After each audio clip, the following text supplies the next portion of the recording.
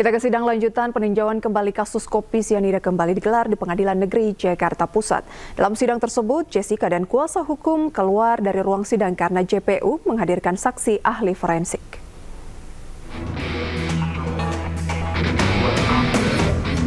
Pengadilan Negeri Jakarta Pusat kembali menggelar sidang lanjutan peninjauan kembali kasus kopi sianida pada Senin siang.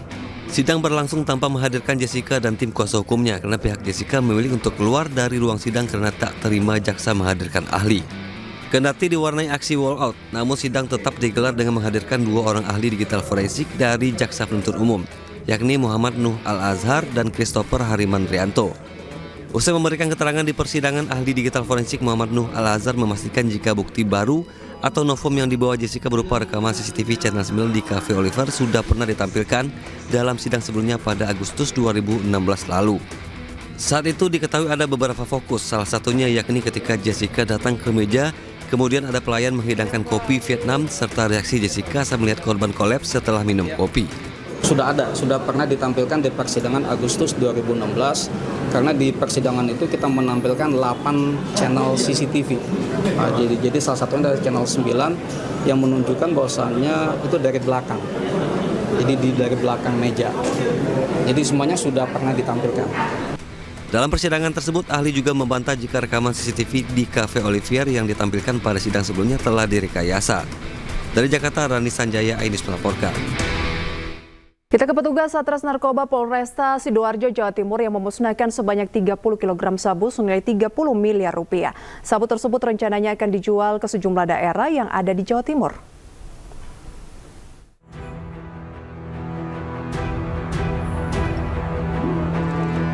Tiga 30 kg sabu merupakan hasil ungkap kasus peredaran sabu dengan tersangka berinisial MI alias IEK 44 tahun, warga Pabean Cantikan, Surabaya, yang tertangkap di kawasan Exit Tol Sidoarjo. Sebelum dimusnahkan, tersangka yang dihadirkan di lokasi pemusnahan ini menandatangani surat pemusnahan bersama petugas dari Satres Narkoba Polresta Sidoarjo dan Kejaksaan Negeri Sidoarjo. Dengan alat pembakar insenerator milik BNN Jawa Timur, 30 kg sabu yang dikemas dalam beberapa kemasan. Kapolresta Sidoarjo Kombes Pol Christian Tobing menegaskan, dengan ungkap kasus peredaran 30 kg sabu ini bisa menyelamatkan 150.000 jiwa dari bahaya narkoba. Merupakan bentuk dari kami terus memerangi narkoba di wilayah Kabupaten Sidoarjo, dan kami tidak segan-segan untuk menindak tegas para pelaku kejahatan tindak pidana narkotika yang ada di wilayah Kabupaten Sidoarjo. Tak hanya dihadiri tersangka dalam pemusnahan 30. Pemirsa, Kejaksaan Agung akhirnya menangkap dan resmi menahan bos Sriwijaya Air Henry Lee sebagai tersangka kasus korupsi komoditas timah. Penahanan Henry berlangsung selama 20 hari di Rutan Salemba, Cabang Kejaksaan Negeri Jakarta Selatan.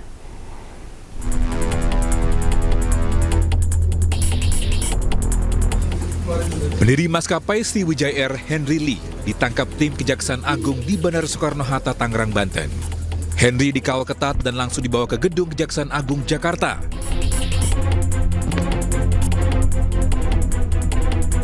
Selama ini, Henry Lee mangkir setiap kali Kejaksaan Agung menjadwalkan pemanggilan.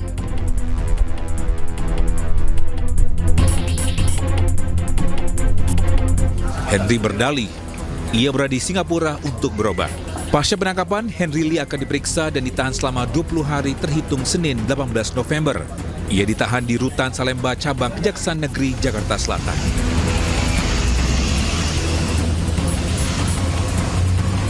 Terhadap Henry Lee sudah kita monitor keberadaannya dari penyidik, kemudian dari tim Siri Intelijen, dan juga perwakilan atas Kejaksaan di Singapura. Kita sudah mengikuti, memonitor keberadaannya dia, dan pada saat ini dia pulang secara diam-diam. Kita lakukan penangkapan di bandara.